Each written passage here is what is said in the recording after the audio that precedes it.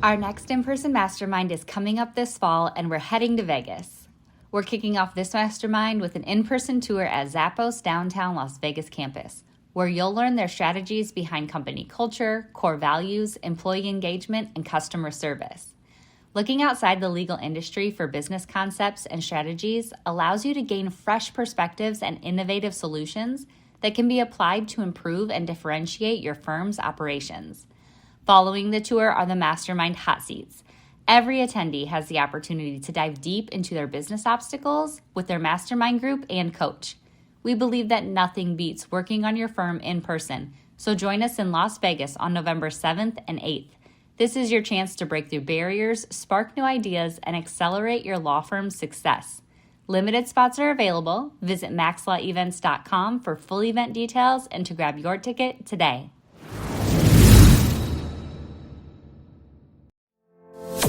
Run your law firm the right way. This is the Maximum Lawyer Podcast. Your hosts, Jim Hacking and Tyson Mutrux. Let's partner up and maximize your firm. Welcome to the show. Welcome back to the Maximum Lawyer Podcast. I'm Jim Hacking. And I'm Tyson Mutrux. Let's get on with our guest today. We've got John Grant, who is the founder of Agile Attorney Consulting and the Agile Attorney Community of Practice. He is a certified process improvement expert who helps law firms and legal teams bust through their workflow bottlenecks to create practices that are more profitable, scalable, and sustainable, usually without adding headcount or investing in expensive technology. You can learn more at his website, agileattorney.com, or by looking for at JEGrant3 or various permutations of Agile Attorney on social media. I don't normally do the full, but I thought that last part was important. So, John, welcome to the show. Yeah, hey, thanks for having me. Sorry for throwing big words into my bio. I forgot that I wrote it that way. No, it doesn't matter how simple the bio is. I will screw it up every time. So, all good. No worries. John, walk us through how you got to here today. So what's your experience? Why did you do this? What's going on?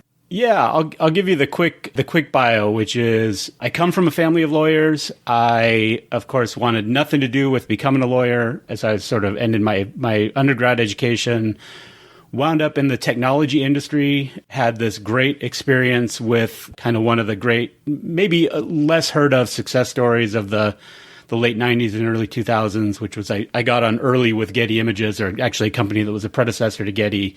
We were disruptive innovators, right? We used technology to create better client experiences, customer experiences, and disrupted and then consolidated the whole dang industry around ourselves. And I think everyone, you see Getty go by all the time today.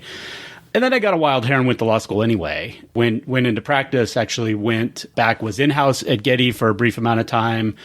For a number of years, not quite a decade, but I had my own IP boutique practice focused mostly on copyright, trademark stuff. And then eventually learned that I was able to use a lot of the things that I learned in my technology career, and most of that was in operations in the tech career, to apply to my law practice. And I learned that I liked doing that stuff, working on the practice, more than I liked working in the practice. So hung a shingle as a consultant a decade ago, and for the most part, I've been doing it ever since. I think you and I think we will get along really, really well. I think we would hang out and be able to talk like dorky system stuff quite a bit. I'd really enjoy it. I'm all for it. You're big into Kanban method, and the first time I ever saw a Kanban board, I didn't know it was called a Kanban board. It was 2011. Right. I'll tell you the exact day. It was March 4th, 2011. And it was the birth of our first child. And I remember just kind of stumbling through the hallways and looking up and seeing they had this really cool board. I'm it had these different columns. And I'm thinking wow, that's cool. What is this? This is a really neat way of getting things done. And then, I don't remember what I Googled it, but I finally figured out it was called a Kanban board. It was the coolest thing. And we use Kanbans really heavily in our firm. I wonder what drew you to it, though. Yeah, so I came to Kanban, Kanban. I've learned it as Kanban. I don't think it really matters. I don't speak Japanese, so I don't know what the right way to say it is. It comes from Japan, and I first I maybe had encountered them without knowing it, but the place where I first learned about Kanban boards in the context of sort of project management process improvement was when I started doing more and more around the Scrum methodology. And I won't deep dive, but there's, a few different high-level methods. And what's interesting is a lot of them use Kanban boards. It's a really effective tool. So there's lean and lean manufacturing, and that's probably the place where the hospital where your son was born got it. There's been a big push, through the sort of late 90s and 2000s to do lean things in healthcare settings. Where I encountered it was through the Agile lens. And again, I initially came into the Agile methodology through Scrum, and Scrum is a tool that uses a lot of Kanban boards for project management. And, and initially that was my thought, right? As I was doing more and more of this work with lawyers, I thought, well, hey, this Scrum is really interesting. It's transforming the technology industry. Is there something in this for lawyers? And the answer is yes, although not in the way that I thought. And so I tried for a couple of years and had paying clients, some of whom are still with me, I should add, that we were trying to do Scrum on their legal practices. And it eventually broke down. And one of the things that is true about the Scrum methodology is that it's really well suited when you have a team that can be dedicated to a single project. And that team, if you're starting to do multiple projects, Scrum starts to break down. And in the tech world, when they're talking about multi-projects, they're talking about, 3 or 4 or 7. And of course, in a law firm, that's like an extreme multi-project environment, right? If each case is a project, you're dealing with dozens, maybe as many as hundreds per lawyer. Hopefully not quite that many, but it depends on the practice, right? That's not unmanageable for certain practices. And so Scrum really did start to break down, but it was through Scrum that I learned about this thing called the Kanban methodology. And that, I think the reason that I reached out and was like, hey, we should do an episode together is that you did one of your Saturday, sort of snack size episodes, and you were talking about your Kanban board. And I was like, oh, that's great. But that's just step one. And I would love to come on your show and talk about what are the other parts of the Kanban methodology that are really usly for lawyers, because it is sort of a methodology in and of itself at this point. Well, giddy up. Let's do it. So tell us, okay, what was missing from Tyson's little bite-sized portions? Where do lawyers need to take Kanban? Yeah, so there are kind of 5 components at a high level to the methodology. And the one that is almost always the starting point for people, although it doesn't have to be, is make the work visible. And usually that's make the work visible using a Kanban board. And Tyson, I think probably part of what you get from it, and I'd love to hear what you say, is when you're a knowledge worker, when your craft is something that is inherently hard to see, right? It lives either as ones and zeros on our devices or in the gray matter between our ears. We don't get a lot of physical, visual sense of the work that we're doing. And the Kanban board is a visual fiction, right? It lets you, in the form of the columns on the board representing maybe different stages of your workflow or stages of your process, and then the cards on your board representing, depending on the level you're working at, the cards can represent matters, which are relatively big projects. The cards can represent tasks, which are relatively small projects. It can be somewhere in between. There's no one way to do it. But there's something really magical about making the work visible. And again, I'd love to hear, Tyson, as a Kanban board user, how's that been for you? Yeah, so we do have some based on tasks, some based on project. We have our actual trial calendar is on a Kanban board. It's divided by month. Okay, right, so it has different cases. We also have, each team has what we call a big board. It has every case on it to show where it is in each phase. And then we also have where we are when it comes to actual tasks. And these are, some are divided by litigation, some are divided by pre-litigation. It depends on, what team is working on it. But then also on top of that, though, with what you're talking about, you take different colors, right? So that can mean different things. So there's different tags, or there's different dates on there and you can add all these different elements to it that you can look at it. Okay, boom. I see that case is, let me use it. I'll use one on the trial calendar. Okay. I know that, that one's set for trial in this month, but we're still in written discovery. That means we've got some work to do, right? And then it actually has the date, this specific date on it. So I can look at it just visually right there and know exactly where we are with that file. in a split second. So that's just a few examples as to how we use it. Yeah, no, and I love that. And it's, when I'm working with new clients, a lot of what the place where I'll usually start is with that big board, right? So basically, let's get a high level workflow that represents the typical flow for the matters that you handle. And then, color is great. If you've got a few different matter types inside of that, right? If you're a divorce firm, you might have one for divorce with kids, a different color for divorce without kids, a different color for modifications, right? And then what's great about that is you can take a step back and visually get a sense of, what's my mix in my practice, right? And you can run a report and you can get a percentage, and that's one way to process information. But there's something about that visual pathway that just really seems to hit home in a different way than the more analytic, right? Thinking fast and slow, the system to slow fast pathway. It's different. So that's great. So I'm way behind you guys when it comes to using Kanban. And I did buy the big ass calendar from Jesse.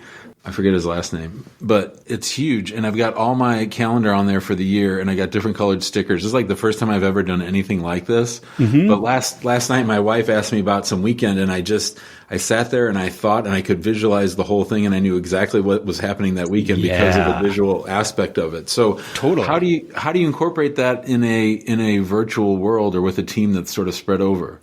Yeah. So, I mean, I don't know, Tyson, I don't know what tool you're using for your firm. Maybe tell me. So we're in the Zoho universe. So got it. Okay. So for our case management system, we've got Filevine. And what we did was, with what you were talking about is we didn't like that the tasks were hidden, right? They were kind of, you have to get the task. Like, you can go and look at all the tasks, but like, it's just like a bunch of tasks. But like, on a Kanban board or Kanban, I'm at the change. I'm not going to change. I'm saying Kanban. Say either way.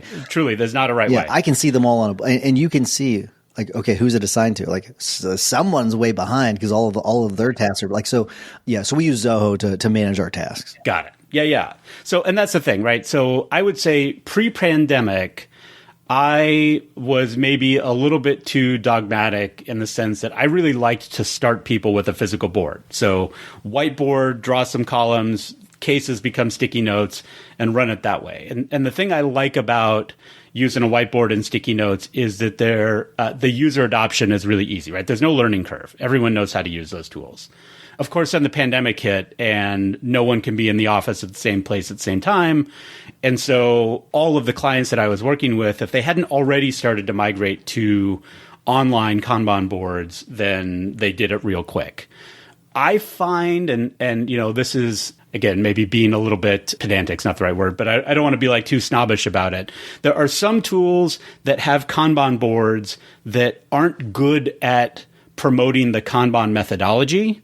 And then there are other tools that do both, right? That are Kanban boards that do the Kanban methodology. The ones that are really reasonably accessible and easy to get started with are Trello and Asana. And I run into a lot of law firms like, I'm already paying for Office 365, so I'm just going to use Microsoft Planner. And that's fine. Like, for getting started, it's great. I encourage people, use the tools you have. Let's add complexity as you can articulate a need for complexity. But pretty soon with those tools, you're going to break down in terms of where you can go with the method, if you care about going with the method, right? Just making the work visible is incredibly powerful.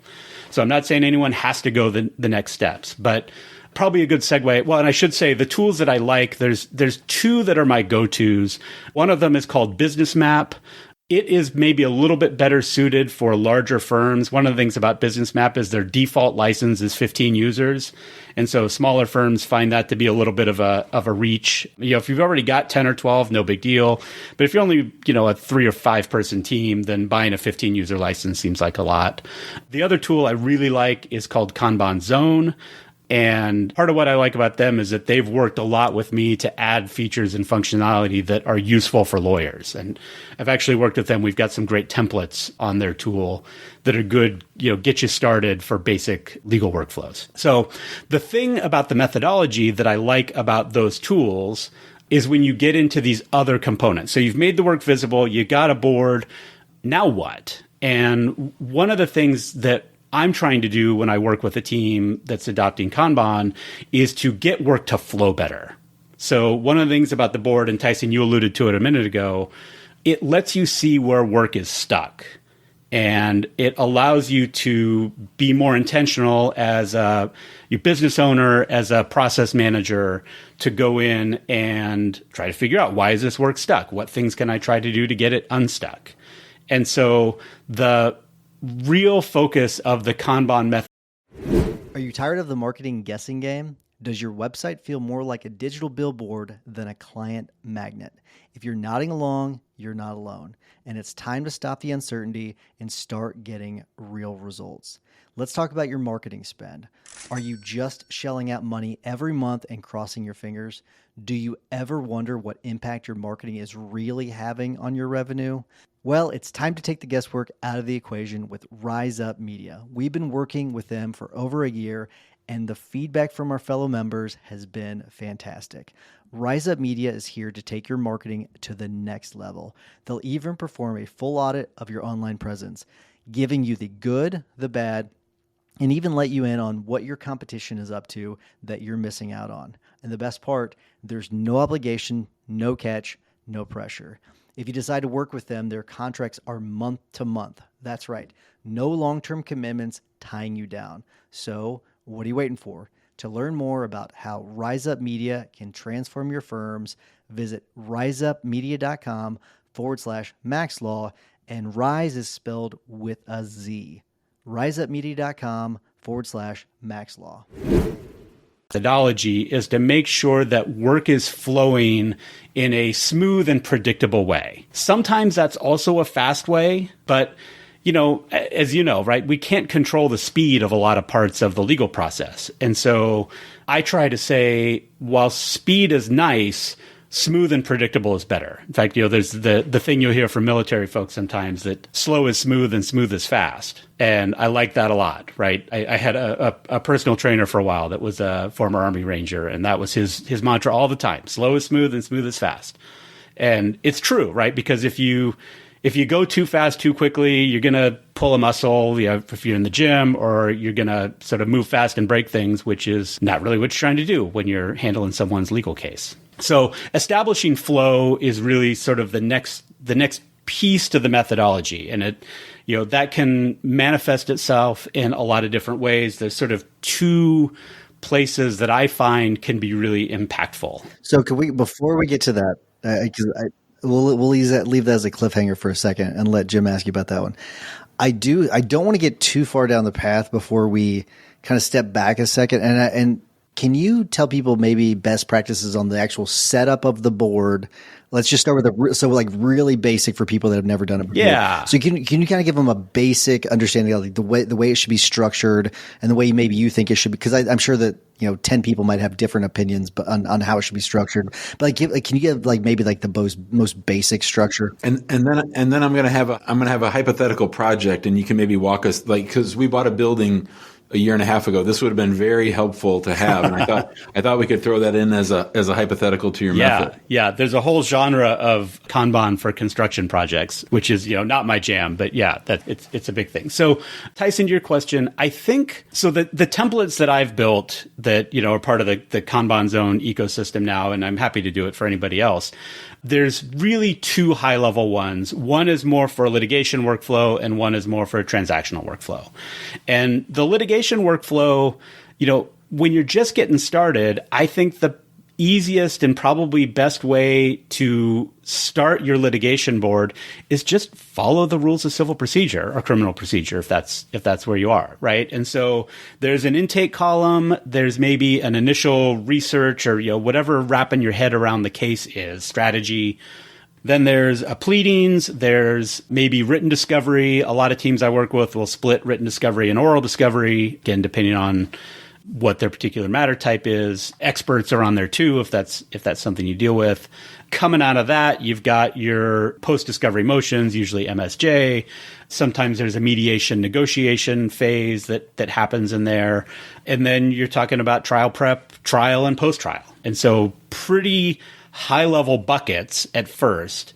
As you get more advanced with it, you might start pulling some of those buckets apart and saying, okay, well, we're in pretrial, but really pretrial has, 3 or 4 or 5 different subphases, the way that we deal with it. And so you can sort of build those in. But I usually say don't go to that level of detail too quickly, right? There's some magic in just getting started, and then add complexity when the thing that you're using asks for complexity. If you're on the transactional side, it's kind of similar, right? There's an intake, there's a initial strategy.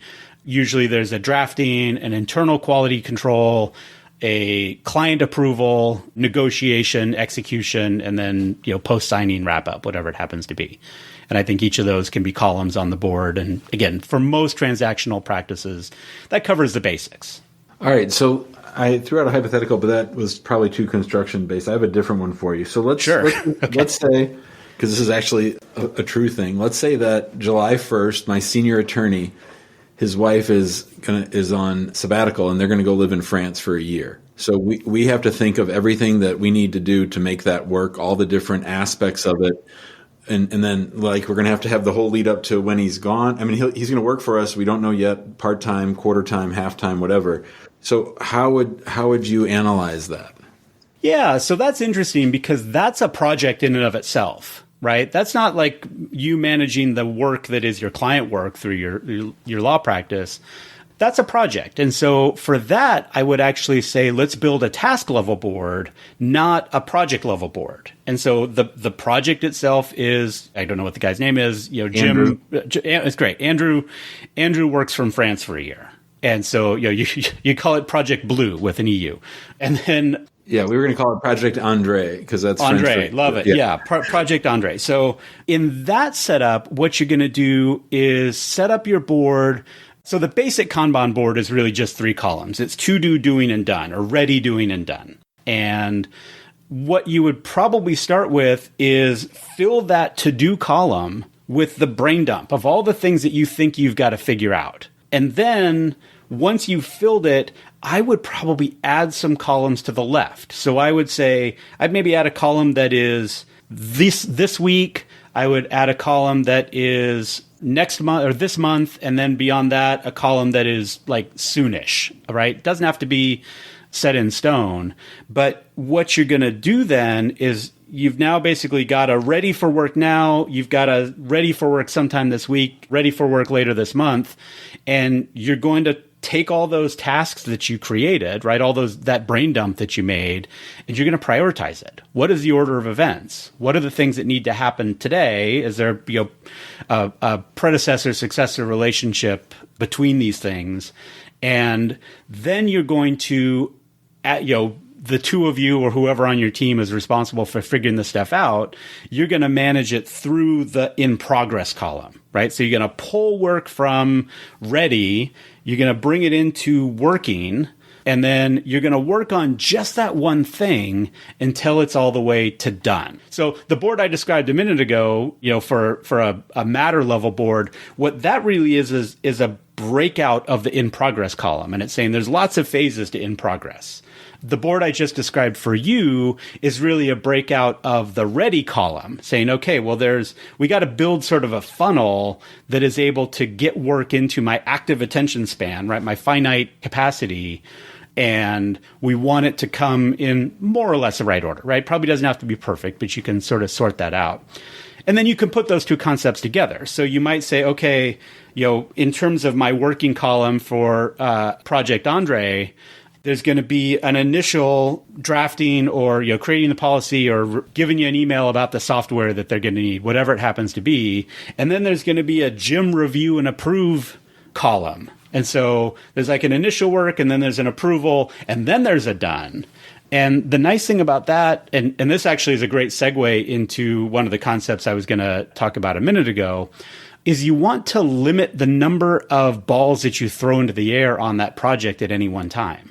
Right? Because if you just say, okay, we got to do all the things, then you don't know where to start. You don't know where to finish. If there's something like that, well, okay, before we, do any of this, we got to figure out what VPN provider are we going to use in Paris so that we can get into our network systems, right? Whatever it happens to be. But if that's the first thing that needs to happen, you want to maximize your learning about the project by doing that thing first, because that's going to have a cascade through on all the rest of the work. And so the concept that I was going to talk about a minute ago is to limit work in process, to limit the number of balls that you're juggling at any one time, because you want to get some things done before you start a new thing in whatever your workflow happens to be. I think that's great, because I was gonna ask you about that specific thing. So I'm glad you covered that. We are getting close to time, but I've got more questions I want to ask you. Sure, we can always come back and do a part 2 if you want to.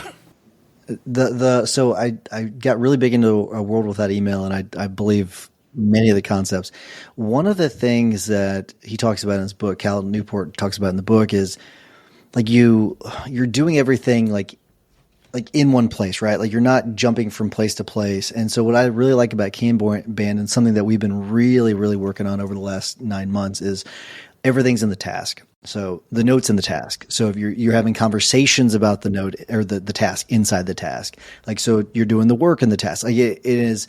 So any tips or advice on how people can do things like that? Because like that part's really important. It saves so much time. Yeah, I think that's a great point. So, and I love that book too, right? And the email inbox is a black hole of productivity, right? It's just not whatever the hyperactive hive mind thing that he talks about in that book. And then everyone's like, oh, well, I'll put it in Slack or I'll put it in Teams and I'll get the thread and that'll work. And it's no better. In fact, it can be even worse because the interruption capabilities of those tools are really, really high. And so I think, where Cal Newport goes in that book, and what certainly works for me and my clients, is that the card becomes the Slack channel. Right. So all of the communication relative to that project, that matter, lives in the card, and you don't have this other place and this other interruption that is coming in. And, the different systems have different ways of sort of signaling like, hey, this card that you're an owner of or you're a watcher of as an update, and you should go pay attention to it at some point. But again, one of the things I like about BusinessMap and Kanban Zone is they both let you control how often those communications pop up for you. So you can say, oh, I want this to happen in the app, or I want to get an email digest or whatever it is. And so it really allows you, and this is related to limiting work in process, right? And this gets into the deep work stuff from Cal Newport too. Monotasking is far and away the most efficient way to complete a chunk of work. And every time you have your attention span fractured, you invite all kinds of trouble. And so if you can use the Kanban board and the Kanban card to become that deep work place where you're monotasking on that project, it's like, oh yeah, hey, I need to get something from Tyson on that. I'm going to @mention Tyson inside of the card. And then Tyson's got settings in your version of the thing that's like, yeah, okay, great. Show me all of my @mentions once a day or twice a day. And I'll go triage and deal with them that way. Yeah, and if the right platform if you have the right platform, you can create a subtask within that way, sure. Which is another way. Another way. And they almost all do that. Yeah, and so I am at that stop there. We're getting close to time, sure. So you and I are going to have to continue conversations. This has been fun. I mean, the time just flew, but I'm going to wrap things up. Before I do, I want to remind everyone if you're interested in joining the guild, we'd love to have you. Go to maxlawguild.com. It's a great place with a lot of great people. If you got something from this episode, which I'm pretty sure you probably did, then give us a 5-star review. It'd be fantastic. We would absolutely love it. And if you're not in the big Facebook group on Facebook, go to search Maximum Lawyer on Facebook and you'll be able to find us. Jimmy, what is your hack of the week? There are a lot of us talking in the guild about the book 10X is Easier Than 2X by Dan Sullivan and Benjamin Hardy. One of our prior guests just shared on it, and Becca did a podcast on it. It's a tremendous book, which is not necessarily my hack. My hack comes out of the book, and it's this concept of how we ease ourselves out of the day-to-day practice of the firm. This is something that a lot of people have a lot of hard times with. And one of the concepts that Dan Sullivan talks a lot about is free days. And I always thought that the great benefit of free days was that you come back rejuvenated, you get time away, you get to think, and that's all true. But another benefit of the free day that I hadn't really thought about is that when you're gone, people have to figure shit out, right? So when you're gone, them exercising that muscle of starting to figure things out on your own, and it's almost like when your kids get old enough to be left alone without a babysitter, like maybe the first time you go over to the neighbors for an hour, Then the second time you go out to dinner with your spouse or your significant other. Then the next time maybe you go for a short weekend away, like, and sort of easing into that experience. I think that the analogy comes true too with, sometimes people just want to, like, I'm going to be out of here and I'm going to delegate and I'm going to give all this stuff. But I think that the activity of being away has another value, which I hadn't really thought of, which is this idea that people then start to figure things out. I like that a lot. And that there, Cal Newport does talk about that in the book a little bit, about like when you create that friction, which is good, but very good, Jimbo. All right, John, we always ask our guests to give a tip or a hack. Could be a book, could be a podcast, could be a quote, you name it. What you got for us? Yeah, I'll segue on that, which is because one of the things that I didn't get to is this idea from the methodology around making policies explicit, right? And being really clear, not just about what the policy is and what I want you to do, but getting to what's the why behind the policy, right? So I've got a template that I use with a lot of my clients that I use, but the key part of it is that before we draft a policy, or sometimes after we draft it, but the first part of the policy is always, why are we doing it this way? And I think if, Jim, to the point of your hack, if you engage people around the why, then they're more likely, even if they don't do things the exact way you would have done it, you've got a better chance that they're going to get close enough in terms of meeting the purpose of the thing. And so, as you leave instructions, make sure there's a why statement in there, including to your clients. Give them a why. Why do you need this piece of homework? Why do we need this thing? I think you'll get much better work and sometimes faster work if you set it that way. That's awesome. Love it. Good advice.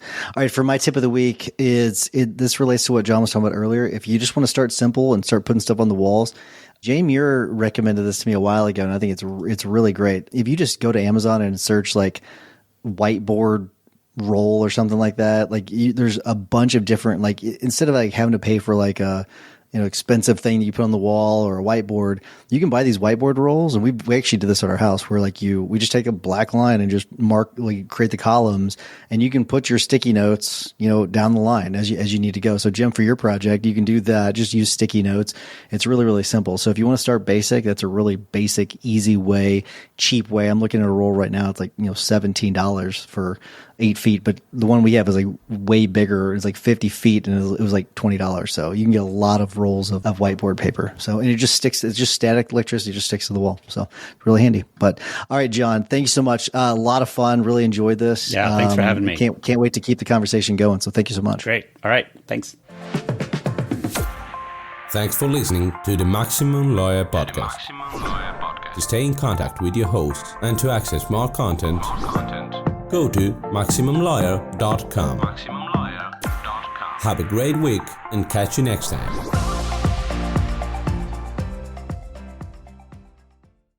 Before you go, have you heard Jim and Tyson talk about the Guild on the podcast or in the Facebook group? If not, you're missing out on some really exciting things happening with Guild members and their law firms. The Guild includes a community, accountability, trainings, group coaching, and in-person events like our quarterly masterminds. Inside, you'll gain support, tap into a network of connections, and continue learning, a common theme among successful entrepreneurs. Investing in a community is like the self-care of business ownership. Surrounding yourself with other people who get it is crucial when you're creating a rock-solid foundation to build your business on, one that's strong enough to withstand setbacks, transitions, and growth. So head to MaximumLawyer.com/the Guild to join now and get started today.